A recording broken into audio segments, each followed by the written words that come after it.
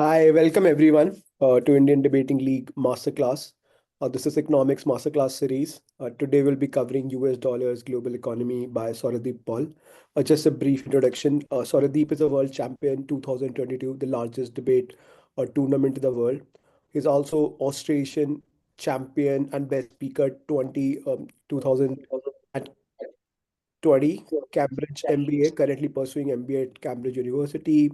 Also, ex World Bank consultant, and also one of the first Asian to win the world's debated at both Asia, Australia, now in Europe. So, experience across debating circles and work with debating societies across the continent. So yeah, that's the brief. Today we'll be covering economics, and then we'll have multiple masterclass on economics. With that, over to you, Saradeep. All right, thank you so much for the introduction. So I'm just mostly gonna jump straight into it, but when I'm essentially covering the content, if you could have your cameras on, that would be great, because it makes it a bit more interactive. And if you have any questions, I think there is a raise hand button. Or if you don't have a raise hand button, you can also put a reaction of sorts. Or if you can also put your questions in the chat, that would be great. I'll ask you for the questions. So yeah, that's pretty much it for the hygiene check. And yeah, I guess keep yourselves muted when I'm speaking. Otherwise, if you have a question, then obviously I'm going to ask you to tell me the question. So you can type in the question or you can tell me the question either ways. All right, so let's get on with today's topic, which is the US dollars and the global economy. Coincidentally, this is something that was also the topic of the world's final that we did. So WUDC 2022, the finals was regrets the global reliance on US dollars.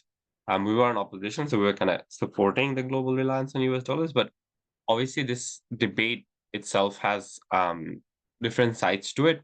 But generally speaking, the understanding of how the US dollar interacts with the global economy helps the understanding of a lot of debates. And these debates range from like economics to also to a certain extent international relations as well.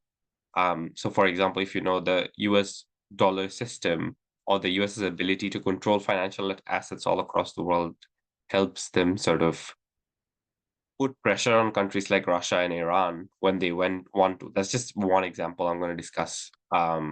Generally, a lot of examples within this session. So let's just get started with it. So what are we going to do in this session today? So we're going to understand the context behind the dollar standard. Why is the dollar an imperfect currency yet the best in the world? So some reasoning and explanation as to why that is true. And then the implications for debating. So the implications generally in terms of argumentation, how to use the knowledge that you have in debating, and a discussion of all of that. But before we go on to the implication of debating, I would say please pay attention to the first two parts of the session. They're going to be very, very important for the overall understanding, because sometimes you never know what knowledge is relevant for what debate, and the understanding of the dollar standard helps quite a lot. All right.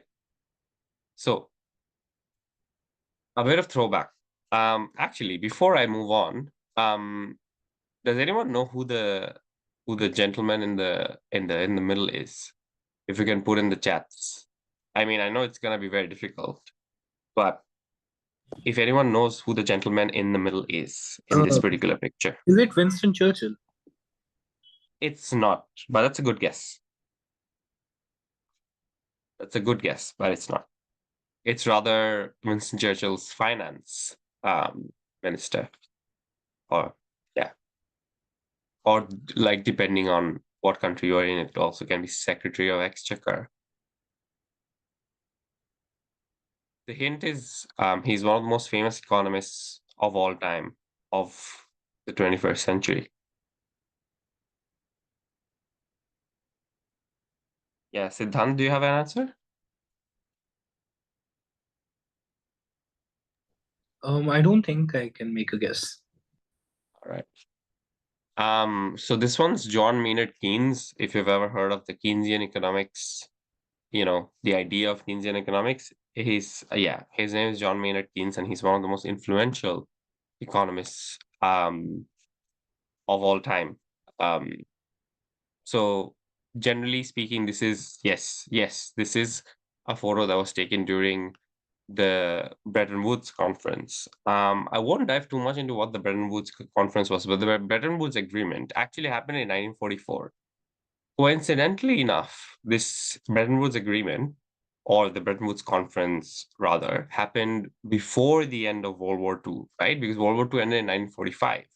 And at that time, a lot of allied nations, as you can see here, United Kingdom, Yugoslavia, USSR, the United States of America, and a lot of countries in Europe who were in the allied powers side, so against Germany in the World War II, got together to try to come up with an economic system that is going to be in the post-war world.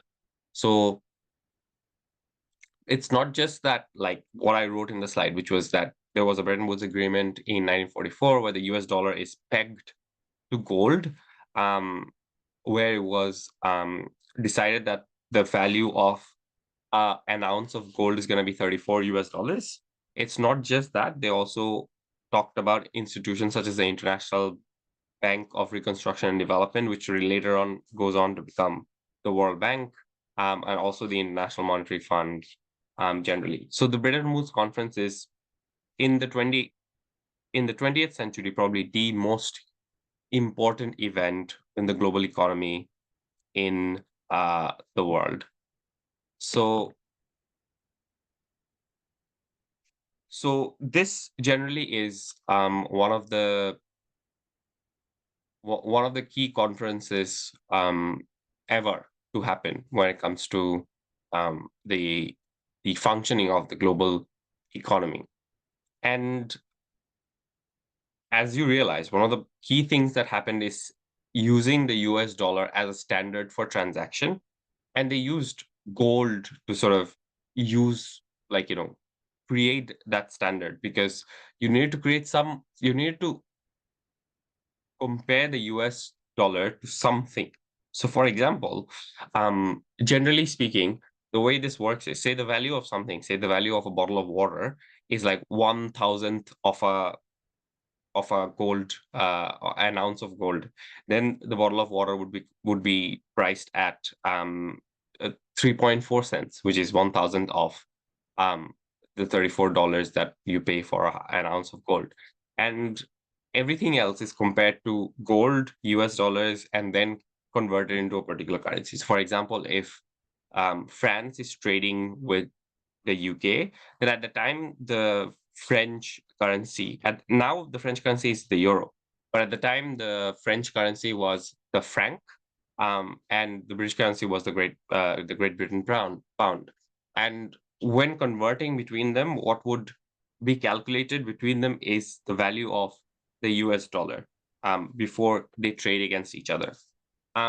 And the way this works is, obviously it's not necessarily that you have to convert something to US dollars and then convert something to Great Britain to dollars to sort of find that exchange rate. Those exchange rates would be there, but the way they would calculate the exchange rate is essentially what's the value of the Great British Pound relative to the dollar, what's the value of the franc relative to the Great British dollar, the US dollars, and then the US dollars would obviously be removed, and then you would directly convert to the Great British Pound to francs. So the transaction between any two currencies required dollars to be an intermediate standard between them, and that's how they calculated the exchange rates between any two currencies at the beginning, especially between the Allied powers. Obviously, there were lots of countries that hadn't joined this Bretton Woods conference or Bretton Woods system, but then it would spread to the rest of the world. In 1971, the US abandoned the gold standard because they had a decline in sorry, could you mute yourself when I'm speaking? Yeah. Excuse me, sir. Yes. So you're looking quite good today. Thank you. You're welcome. Thank you.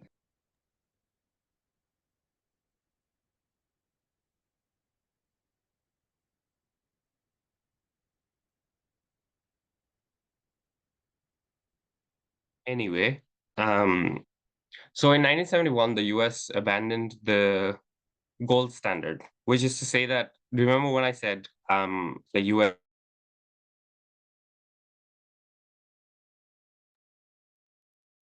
sorry, so the US dollar was pegged to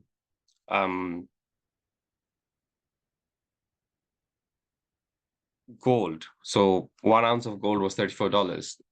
The US president at the time, Richard Nixon, got rid of the gold standards. And the reason I got rid of the gold standards is because it's very difficult to have gold reserves, given that there is a demand for gold, given that gold itself is transacted all over the world, and gold is difficult to find, right? And just having the pressure of having gold reserves in your central bank in a particular country is something that can cause troubles to countries. So they were like, let's just not have the gold standard. Then the question is, how do you measure value without the gold standard? It's just at that point, it's just fiat currency. By that I mean, the reason a US dollar or an Indian rupee for that matter has value is because everyone believes that it has value. If everyone didn't believe it has value, then it would just be a piece of paper, right? So it was quite important at that time that when the world moved on from the gold standard to just fiat money, to recognize the value of that fiat money. And as I said, the transactability between two countries depended on their conversion rates to the US dollars. And slowly through that, in the present day, central banks around the world hold large reserves of dollars because of its stability and liquidity. So, for example, roughly about 60% of global foreign exchange reserves are in dollars. So if you look at a lot of the foreign exchange reserves of, say, for example, India, you'd see 60, like a lot of it. I mean, obviously I don't know the exact figure, but for all the countries in the world, 60% of the foreign exchange reserves that they hold are in dollars.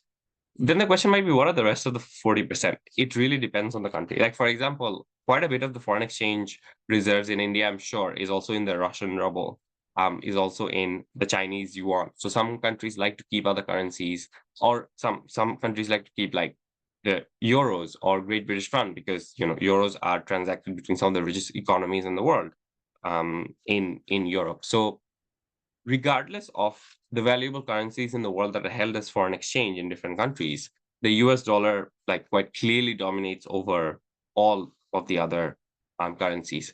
And the dollar is used in a majority of international trade transactions, even between countries where the US is not directly involved. So as I was saying, like even in a trade between France and the UK, they would use the dollar in convertibility back in the days. Right now, for example, if there is a transaction between India and Bangladesh, they would use the dollar to determine the relative value of the Indian rupee and the Bangladeshi taka. So that was like a bit of history. Hopefully that gives you some context behind how this works. So let's go on to some reasons, because obviously reasoning helps in any sort of debating context. The question is, now that we understand the context of the transaction economy that exists all over the world, now that we understand that the US dollar is at the forefront of economic transactions in the world when it comes to trade, when it comes to reserves, why is the US dollar, first of all, why is the US dollar the not necessarily the ideal sort of exchange in the world? Because ideally speaking, we would have an imaginary sort of currency that does not give one economy or one country in the world disproportionate amount of power, or the rest of the world depending disproportionately on one economy. Because imagine the entire global economy is dependent on the dollar.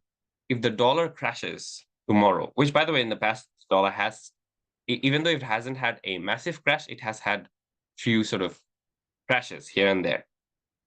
If it does crash, then the entire economy of the world suffers. Everyone in the world even your lives, even though you may not think your lives are affected by it, your lives would be affected quite negatively by the fact that the dollar might crash, right?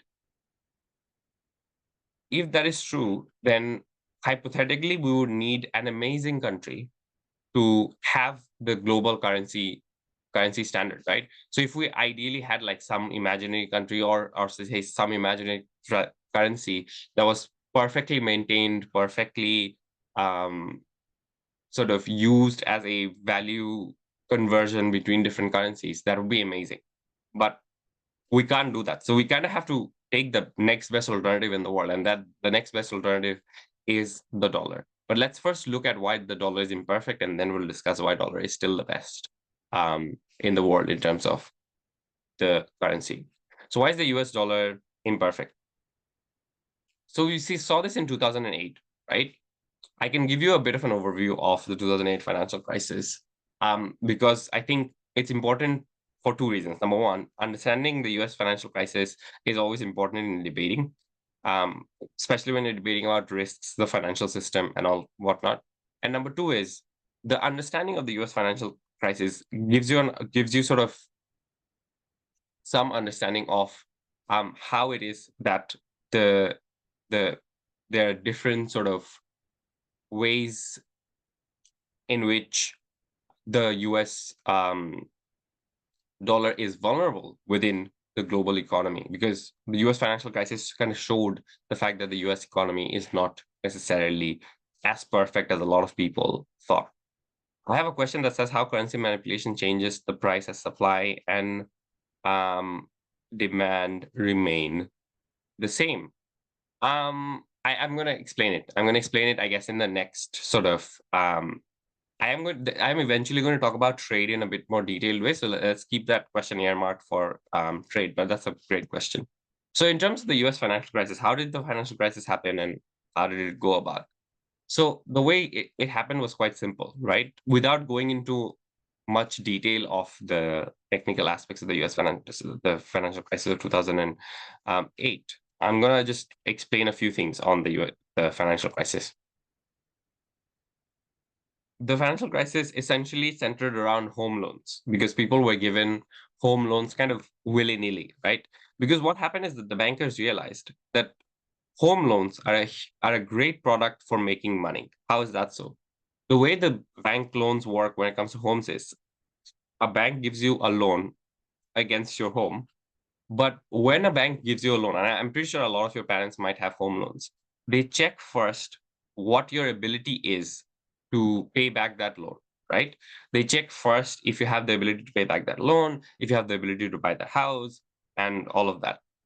And once they give you the loan, they also sign into a legal agreement that suggests that if you're not able to pay back that loan, then that house is going to go to the bank. So essentially, let's say hypothetically, you buy a house with $1 million, and you pay, say, the first 3 installments, which is, say, $10,000 each every month. Let's say hypothetically, right? And then you say, oh, I can't pay anymore, then the bank will take over that house and sell that house in an auction. And that was all good. What they realized is because the housing market, the prices in the housing market were going up exponentially almost, especially in the cities in the United States, because these cities are booming, these cities are big economic hubs. They realized that they could just give loans to pretty much everyone, because think about it. Some people are going to pay back your loan, and they're going to pay quite a decent amount of interest rate on that loan. Some people are not going to be able to pay back that loan. But for those people, we can just take over the houses and we can make back that money. So either ways, we make no loss, right? Worst case, we make some fewer profits if someone is not able to pay back the loan, but we still make money because the house prices are always going up. The problem that happened was when they gave the loans to people who were necessarily not able to pay them back, and who did not have the credit profile that was necessary to take that loan, some of them started defaulting, which is fine, right? They start defaulting, so you just take over their house, you're going to sell it to the next buyer. But the problem here is, if you look at the concepts of supply and demand, when you're giving away houses to almost everyone and home loan is so easy, a lot of people who wanted a house already has a house because they've gotten a very easy home loan, which means that a lot of these houses that were on this market because some people were not able to pay back the loan were not being sold. So once you have a supply that is greater than demand, what happens is price goes down. Because if you have a product that no one wants to buy, you're going to be like, okay, I'm just going to reduce the price. Like the same reason, for example, if you go to a supermarket, you'll see reduced prices on products that are going to expire soon, right?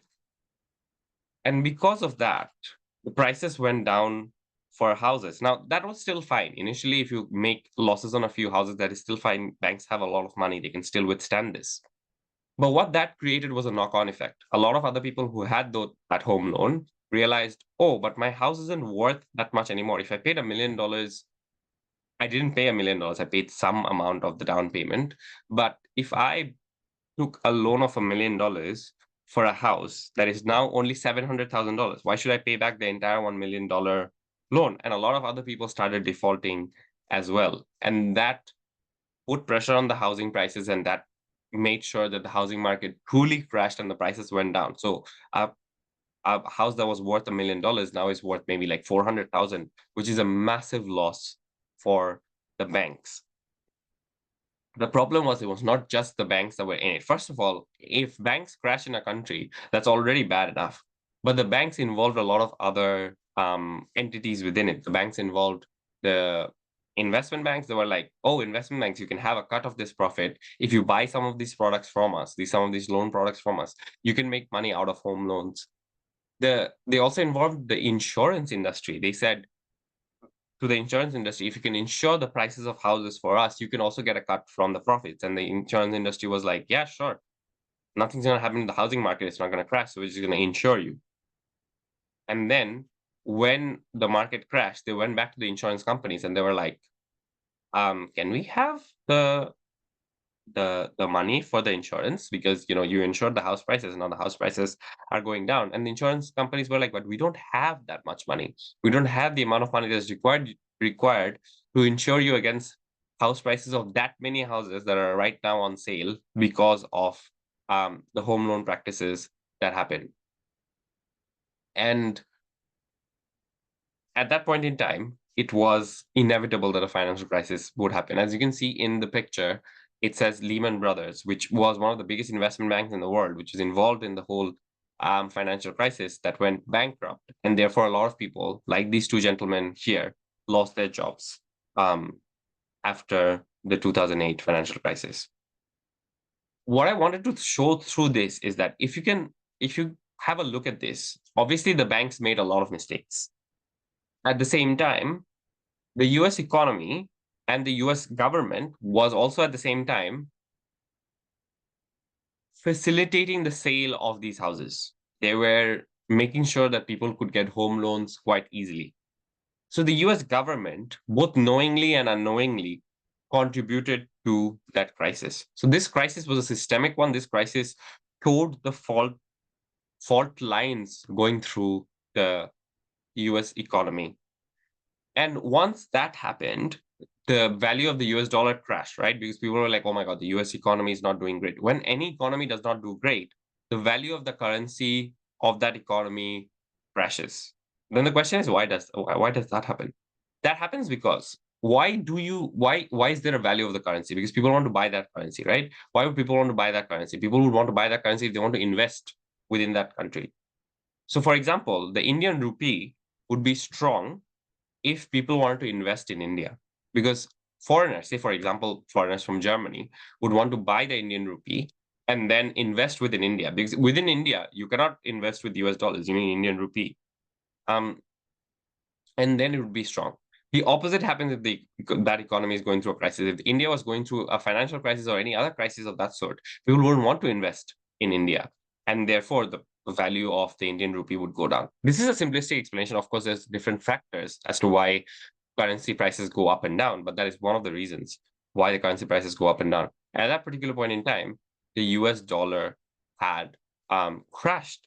And when the US dollar crashed, that had shock effects all across the world, because once the prices of the US dollar goes down relative to other currencies, that can affect the transactions between other currencies. But at the same time, the problem that creates is that relative to other countries, the US dollar goes up and down not at the same rate. By that, I mean the impact on India, the impact on Sri Lanka would not be the same as the impact on Germany, because the US currency and the US system is interconnected with a lot of countries, including and Germany. And here's the important part, right? The US financial system, it's not just the US people who invest in the US financial system. Because the US dollar is the international standard for every country in the world, almost every country in the world and investors from all across the globe invest within the US market. And you might think, yeah, it's just individual investors. That's not true either. They're literal countries that invest directly in the US stock market. So, for example, the Norwegian Sovereign Wealth Fund. If you want to know a bit more, you can look it up, of course. The Norwegian Sovereign Wealth Fund invests in the US stock market. So when the US stock market crashes, it affects the entirety of the world. And the reason it affects the entirety of the world is because the US dollar is the global standard, right? So there was a question, what does it mean the Indian rupee being strong in terms of economics? It means that if the economy of India is doing well, then investors from all over the world would want to invest in India. And as I said, the only way of investing in India is the Indian rupee. So there's a demand for Indian rupee because of the economic stability within India. And therefore, the price of Indian rupee is going to remain strong. And by remain strong, I mean is either hold or steadily go up.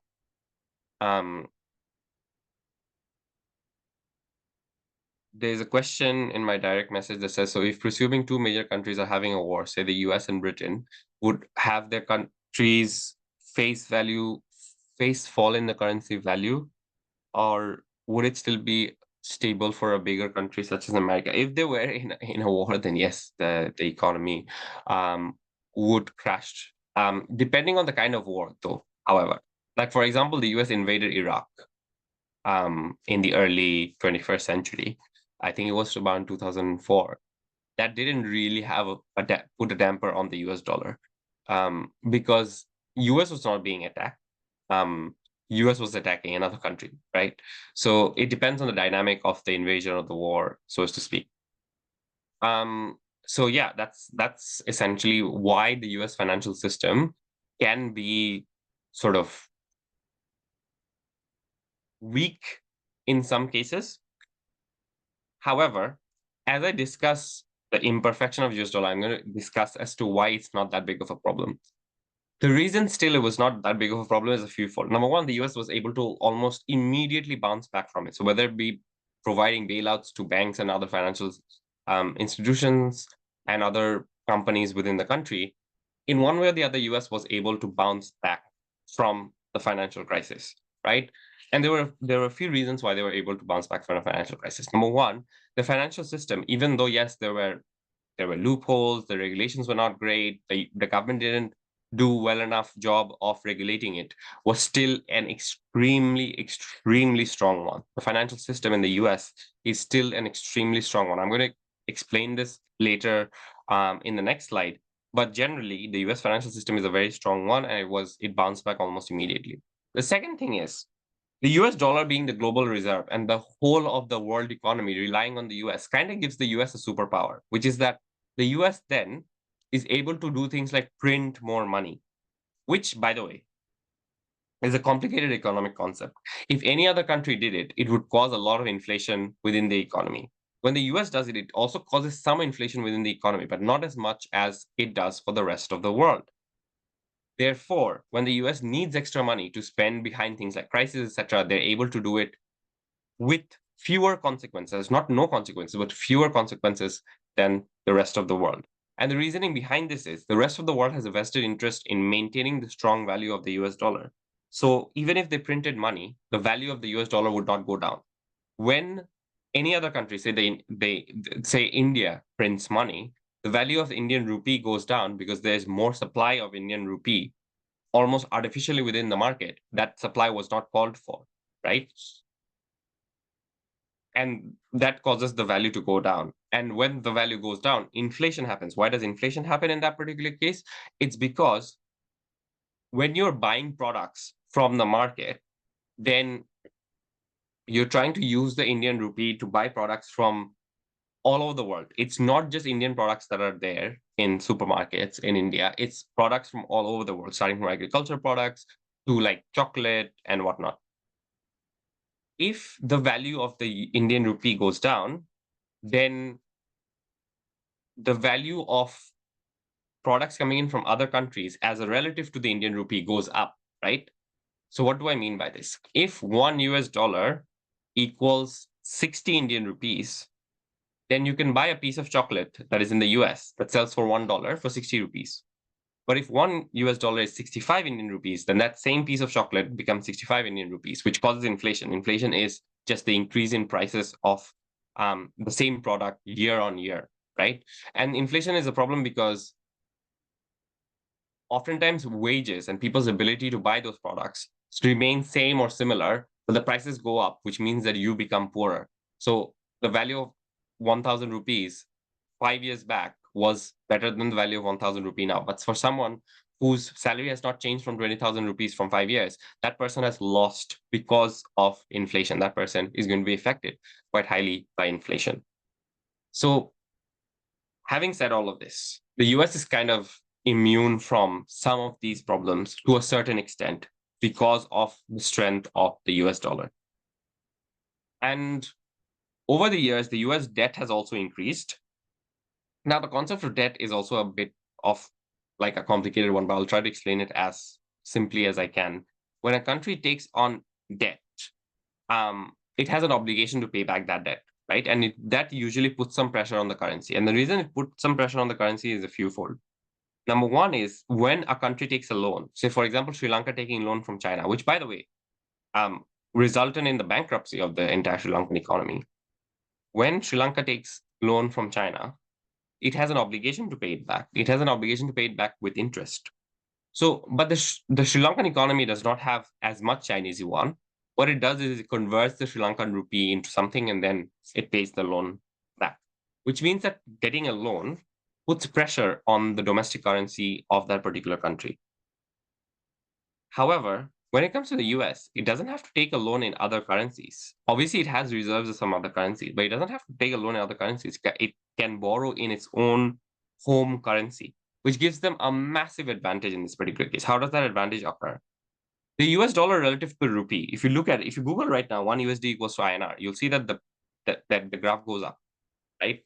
So if you took a loan of, say, usually around the lines of $20 billion 5 years back as India from, say, the World Bank, IMF, or any other institution, or say the US government itself, then the value of those $20 billion in Indian rupees 5 years back was much less than it is right now.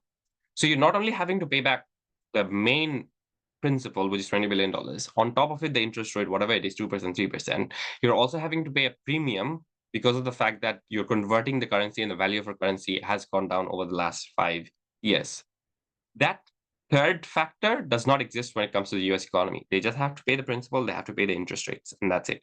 And because the US debt is known as one of the safest investments in the world because they know that the US government is going to pay it back, the interest rates are super low. It's about it's oftentimes less than 1%. Therefore, the US's ability to take on debt, even though obviously too much debt is still not a good idea for any country in the world, is still unparalleled to any other country. And because the US has so much power over the whole financial system in the world, they are able to take more debt and I guess somewhat get away with it, right? So yes, there's a question. Wouldn't the change in the value of currency affect the amount of debt paid by the country? Example, if Sri Lanka's currency is valued at 2 rupees for 1 yuan, then wouldn't it double the amount? No, it wouldn't double the amount. Is because the point at which you are, it depends on whether or not it would double the amount. So for example, if 1 yuan equals 2 Sri Lankan rupees, the point at which you have taken the loan, and then you paid back in years, right? You paid back the first year, the second year, the third year. The point at which you move on to say the 8th year, the conversion for some reason becomes 1 Chinese yuan to 4 Sri Lankan rupees, which makes it double. Then that installment of the payment that you have to make becomes double what it was before. And that's how the value of the loan increases, right? If that answers your question. So it's not as straightforward. The math isn't as straightforward as, oh, if it doubles the value of the currency, then the loan becomes double the value. Obviously, the loan is being slowly paid back off one installment after the other. The fluctuation of the currency affects the installments as they come by. And then again, if the currency strengthens, then the installment goes down, right? So that's how it kind of fluctuates, and that's how it happens. So the US has very high debt, but again, as I said, not to worry too much about it because the US has the ability to pay it back. Now, the political institutions are very, very important within any country. So there's another question. What would happen if the US dollar amount decreases? Yes. So if you take a loan in the US dollars and say something like the 2008 financial crisis happens and the strength of the US dollar goes down, then yes, the amount of money that you have to pay back coincidentally goes down as well. But here's the thing, right? That does not generally happen, especially for developing countries. It's usually the opposite. It's usually that one USD equals a particular currency and the value of that currency kind of goes up. So it happens in the opposite direction, not as much as in the direction that you said. So let me just show you. Look at this graph of the Indian rupee. I don't know if you can see it actually. But if you right now go to Google, say 1 USD to INR, you go to the 5-year tab, you'll see that there's a graph that goes kind of like this. Like it's not a straight line, but it kind of goes zigzag. But overall, across 5 years is going up, right? Which means that the value of the US dollar is strengthening compared to the US dollars. There's a question about centralized African currency. I'm going to talk about that later. I'm going to talk about trade as well. There's another question of how is the future of BRICS. I think you need a lot of economic discussion to discuss the future of 5 countries: Brazil, Russia, India, China, and South Africa. I can say, however, that the BRICS is nowhere close to the US, both in terms of global dominance of the economy, but also in terms of trying to find out an alternative to the US dollar. So yeah, I would say that for sure. That even if the BRICS outlook, like these economies would grow over time, their ability to replace the US dollar is almost non-existent, so as to speak. The BRICS currency, yes, as I said, I think the BRICS can introduce any currency. I just don't think in any way whatsoever that is going to affect the global standard. The global standard is still going to remain the dollar. And I'm going to explain why it's going to remain the dollar in the next slide. So that brings me to the political institutions part. Generally, over the years, the US political institutions have remained quite strong. So whether it be the fact that US has democracy and democratic institutions are strong, it's not just democratic institutions, right? They have the Supreme Court, they have the Senate, the Congress, they have the presidency, Senate, Congress, Supreme Court, the 4 big institutions, big political institutions in the US. And all of these systems ensure that the US is run in a systematic and run in a good way, right? And the understanding of the US political system is very, very important within politics debates and to a certain extent economics debates as well. However, I have to say this, the US political institutions are very, very crucial in also maintaining the value of the dollar because the economy and the politics is so interconnected that this faith in US political institution translates to a faith in the dollar, both within the US, but also outside the US as well. And so far, US institutions have been quite strong. The reason I have a face of Donald Trump there is because, generally speaking, Donald Trump is considered to be someone who may not be able to keep faith in democratic institutions in the US. Obviously, that depends on the way in which the presidency goes in the next 4 years. Obviously, that might not be true. However, U.S. political institutions right now have the Republican control of the House, the Senate, and the Supreme Court, which means that for the first time in a while in U.S. presidential history, they have so much control over the U.S. political system. What needs to happen over the next 4 years is people need to retain their faith on the U.S. political institutions. Even though, yes, the US political institutions are obviously not perfect, they're still very, very strong, and they're still some of the strongest political institutions in the world. And regardless of what happens policy-wise, the faith and the trust in US political institutions should remain. If it does not, then that might affect the US dollar value. So the US political institutions, the faith in the US political institutions and the strength of the US political institutions, which obviously goes hand in hand, these two need to be there. For the US dollar value to hold. And the reason I have listed as a reason for the US dollar being imperfect is because, as I said, the US political institutions are not perfect. And a lot will depend on how the next 4 years go. Why is still the best medium available, right? So this is one of the main arguments that we ran in opening opposition at the World's final, which is that the US, unlike a lot of the other currencies that you're talking about, so for example, someone talked about the BRICS currency, right? What's the problem with the BRICS countries? They do not have the financial market capability that the US has. So if you look at the US has deep, deregulated, and accessible financial markets. And it's not just the US stock market, so not just the New York Stock Exchange and whatnot. The banking system, the insurance industry, the fact that if you are in the US, if you want to take a loan, or if you want to start a business, and if you want to invest, there are so many options that are available. So whether or not you want to buy stock at the stock market, whether or not you want to start a startup and invest through a venture capital fund, there are so many options that are available in the US as a financial investment that it's just not possible anywhere else in the world. So for example, if you are, say, a Sri Lankan citizen, you should be able to, obviously, if you're in a developing country, it's slightly harder. You should be able to invest quite easily within the US stock market. If you're a German citizen, you should be quite easily able to invest in the US stock market. But that's not true if you're a citizen of a random country. Then your ability and willingness to invest in, say, the Chinese market would be much lower, right? Because oftentimes the Chinese markets are too heavily regulated, they're too heavily controlled, versus the US financial markets, which are deemed, the reason I say deregulated and deep, and they're very, very important here, is because it means that the government does not meddle with that economy that much, which means that people can invest within the company. Say, for example, you're investing in NVIDIA, then you can understand that the only thing that affects, obviously there are a few other factors that affect NVIDIA's performance in the market, but the main thing that affects NVIDIA's performance in the market is NVIDIA itself.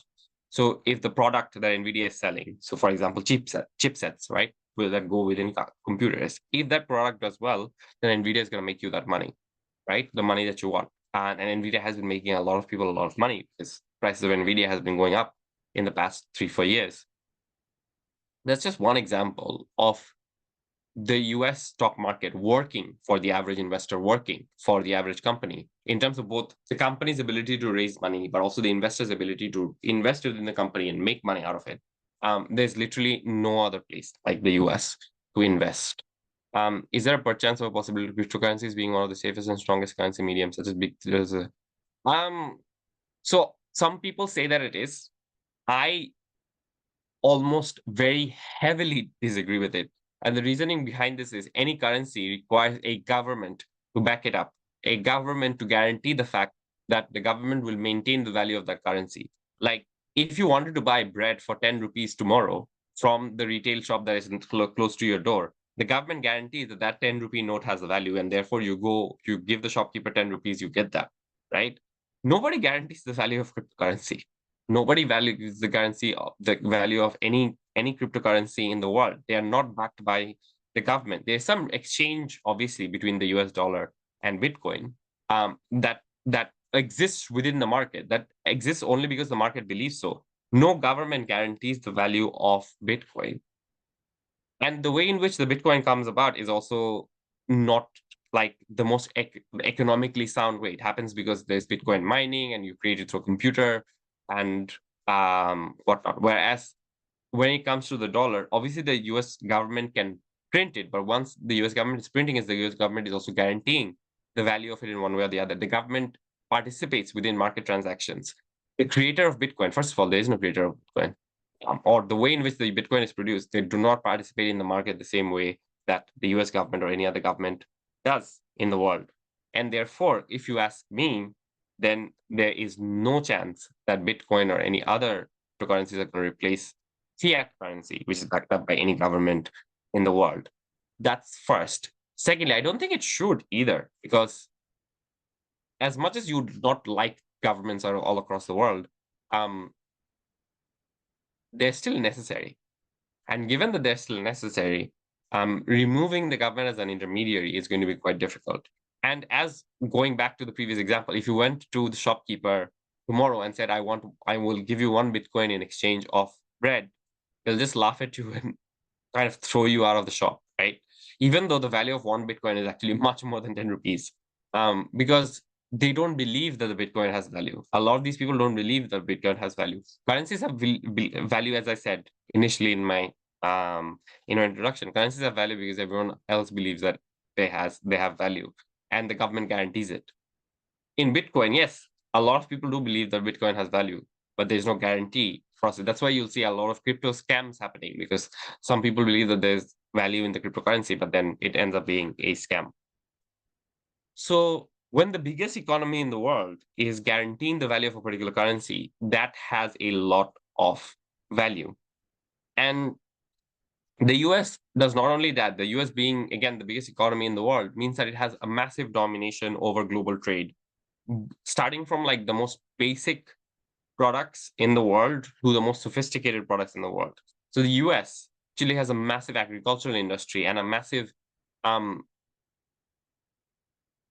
commodity industry. So starting from things like gold, oil, to things like agriculture, they have massive industries in almost every sector that you can think of. And starting from these basic products, the US also exports the most sophisticated products you can think about, say artificial intelligence. Like all the great artificial intelligence companies right now are based in the US. So if you think about like OpenAI, if you think about Gemini, which is Google, any artificial intelligence company or any artificial intelligence company that you can think of would be based in the US, right? And that is something that allows the US to dominate on global trade. It also buys a lot of products from the rest of the world. Then in that particular instance, the US has a lot of influence in global trade. There's a question on whether other countries affect the US because of partnerships. Yes, to a certain extent, because of the fact that the US is buying from them, the US is also selling to them, right? If you're selling to someone and that economy crashes, so for example, a huge part of exports from Bangladesh goes to the US in the form of clothes, right? A lot of the clothes that you see in places like H&M, Zara are made in Bangladesh, and a lot of those products sell in a place like the US. If the US economy crashes, then it inevitably it affects the Bangladesh economy. If the Bangladesh economy crashes, however, it doesn't affect the US as much because the US can just look for alternative options. So obviously it can create some slight hiccup to the clothing industry in the US, but not as much, because the US can just then go to Vietnam, Cambodia, who also make clothes, to just buy that. So even the yes, global trade partnerships between the US and other countries exist. The other country is much more dependent on the US than the US is of the other country. But then there might be questions such as Bangladesh wasn't that affected by the US financial crisis despite exporting so much to the US. A few things. Number one, despite wanting to, the Bangladesh economy is actually not that oriented to exports. And number two is that the demand for clothes was still kind of the same. Like people still needed clothes. So even though, yes, they would be buying fewer clothes in an economy that's not doing as well, you still need a steady demand of clothes, and you still can sell clothes, especially cheaper ones, which means that like the exports from Bangladesh were kind of fine, regardless of financial price. So it really depends on the different sectors.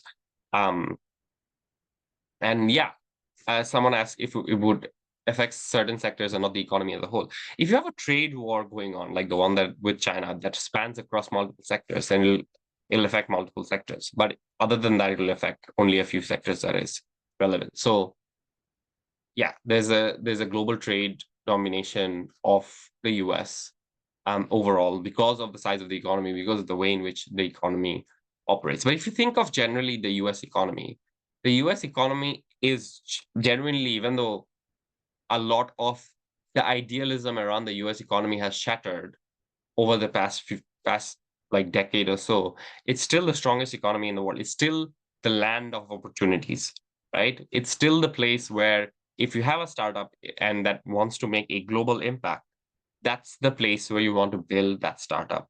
Like almost all of the startups that have made big in the 21st century, or even in the 20th century for that matter, like companies such as Microsoft, IBM came in the turn of the 20th century to the 21st century.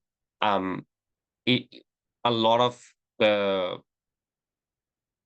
other companies like Facebook, Twitter, OpenAI, all of them have come in recent times, in the past decade or so. And all these companies have one thing in common, that they were based in the US.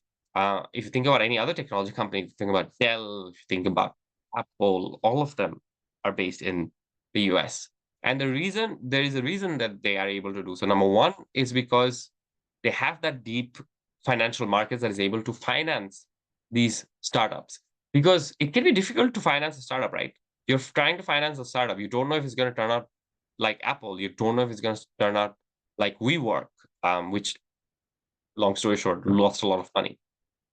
So in the US, venture capitalists are always looking for such startups. They'll invest in like 20 startups, and one of them will make big, and they'll make the money that covers the losses of the other 19 startups in the US. So that is how strong the financial markets are in the US. On the contrary, it's also true that the US is able to sustain such an economic power over the world because of universities such as Stanford, Princeton, Harvard, which supply a lot of talent to these startups, which supply a lot of talent to these places. Because these universities are great, and these people from all across the world want to go into these universities, they get talented people from all across. Like, for example, Sundar Pichai is a full-on Indian citizen, right? Someone who was brought up in India, studied in IIT, but now is the CEO of Google. Because the opportunities were there in the US, they moved to the US. And that's how they sort of create that whole economic system that caters to global talent, that picks out best talents in the world and supplies that talent to the economy.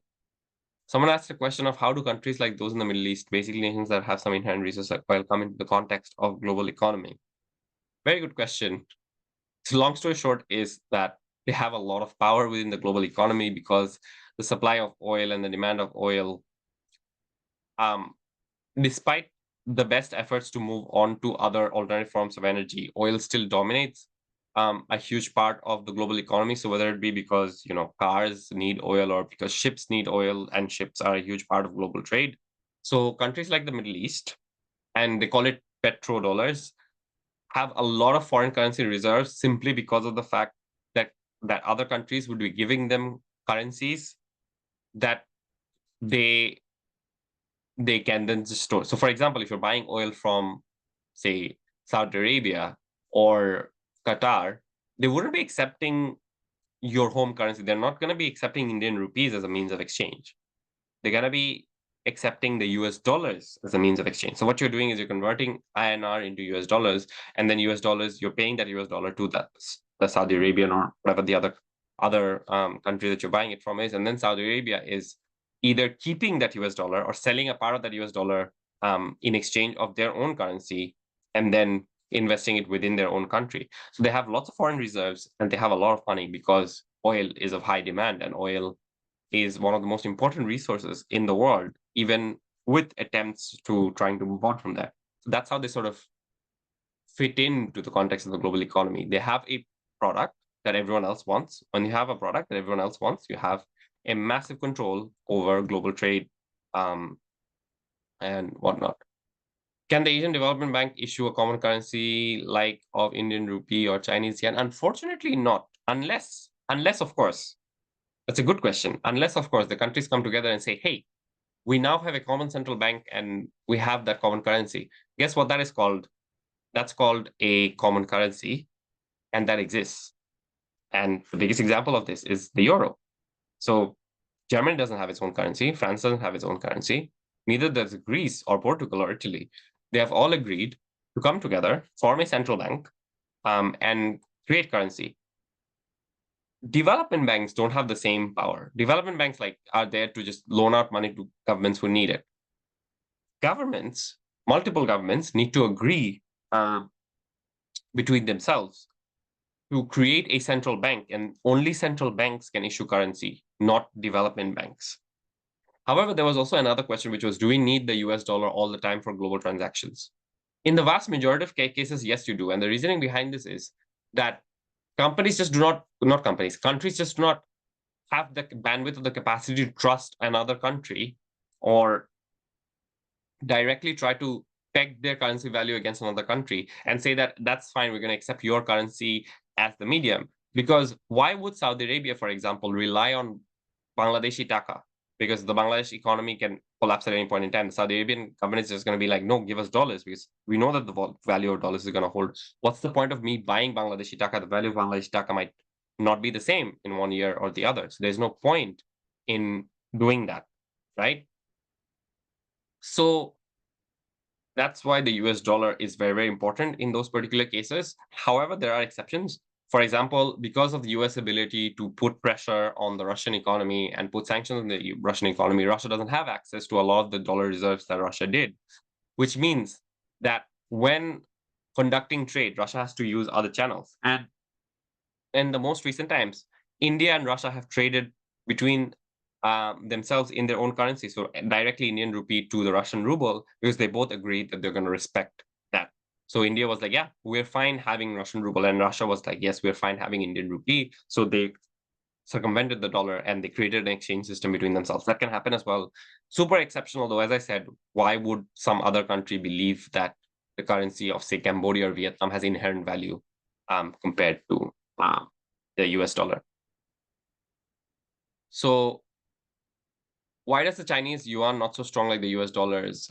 So lots of reasons. Number one is the Chinese economy does not have a deep, deregulated, and accessible financial market. But here's a side note, though. There are lots of countries in the world that do keep their reserves in Chinese yuan just because the Chinese economy is growing, and the Chinese economy is becoming massive and has been becoming massive. And it's almost like trying to catch up to the US, right? Even though growth has slowed over the past few years, it's almost trying to catch up to the US. Having said that, that China does not have deep, deregulated, accessible financial markets. But secondly, and very crucially, the faith in the Chinese yuan is not the same as the faith in the US dollars, because the US dollars, despite the fact that the US government also obviously has a massive influence on the US dollars, is not as, say, blatantly manipulated as the Chinese currency is. The Chinese currency is quite latently manipulated, and oftentimes it's kept like artificially undervalued so that it can boost exports and stuff like that, which means that the reliance on Chinese yuan as a reliable source of value is not as much as the US dollars, because people know that the Chinese government's control over the Chinese currency is way too much for them to rely on it. Versus in the US, the US central bank almost operates as an independent institution. As I said, political institutions and economic institutions are very, very important, which contributes to the fact that the US currency is the method of transaction for all countries in the world. Do you have any book recommendations for debaters? I actually genuinely mostly recommend. I do recommend a few books, but generally, if it depends on the type of person that you are. If you like reading books, then please go ahead. Like there is a book called Why Nations Fail by Acemoglu and Robinson. They actually recently won the Nobel Prize. But there's a book called Why Nations Fail by them, which really talks about institutions and the value of institutions in a country. I think in terms of understanding economics, I think it's a great book. I think that's a book that every debater should read. There's also Abhijit Banerjee's Poor Economics that talk about how economics works when it comes to the most impoverished people in the world. So I would recommend those books. But also, if you want to understand economics generally better, just go to YouTube and say Crash Course Economics. There would be a playlist that pops up from the channel Crash Course. I'd say just go through the entire playlist. It's going to be great.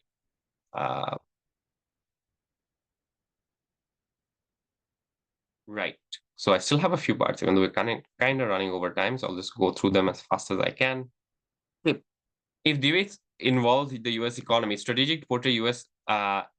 incentives in the world as quite malicious, depending on the side of the debate that you are. So, for example, if you are in the side of the debate where you're going against the dollar for some reason, you can portray that the US had quite malicious intentions all over the world. It wants to create pressures on countries that do not agree with the system. It has had a track record of invading countries. It has had a track record of messing with countries' internal institutions because they don't ideologically line up to the US. The US has been quite malicious in its intent. Obviously, there are lots of books that you can read up on this, but like depending on how you portray the incentives for the US and whatnot, yeah, it just depends on that, right? So the US has the ability to sanction a lot of countries because of its power of the US dollars.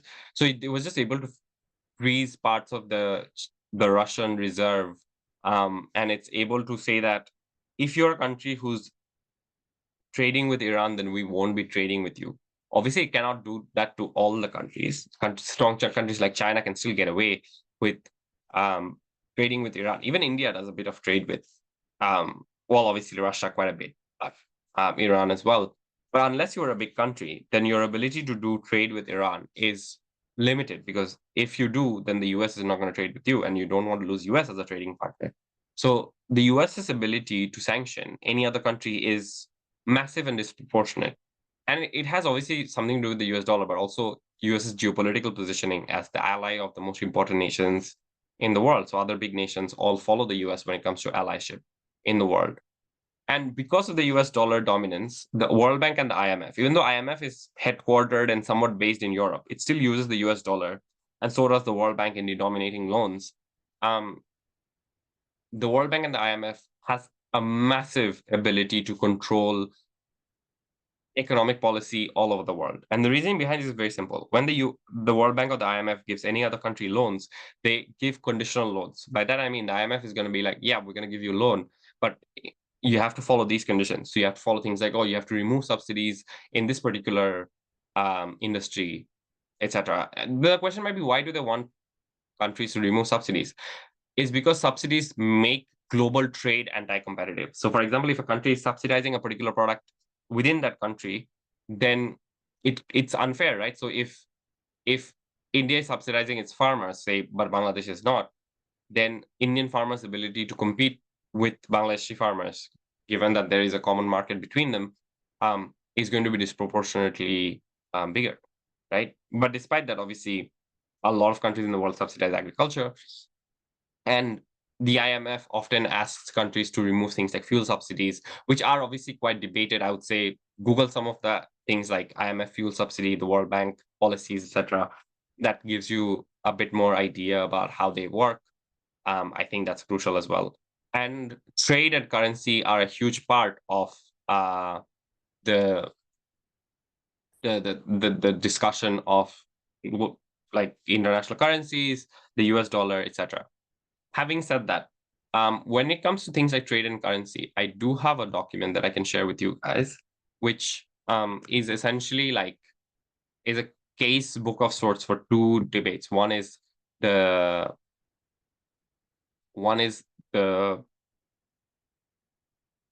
debate about free trade versus protectionism, and the other is the debate about common currencies in terms of like the arguments that are there. So have a look at this document. If you are able to click on it, you should be able to have access to it. So there should be two tabs in this document where you can have access to some of these arguments. And if you go through these arguments, I'll give you some idea on how to navigate through some of these debates.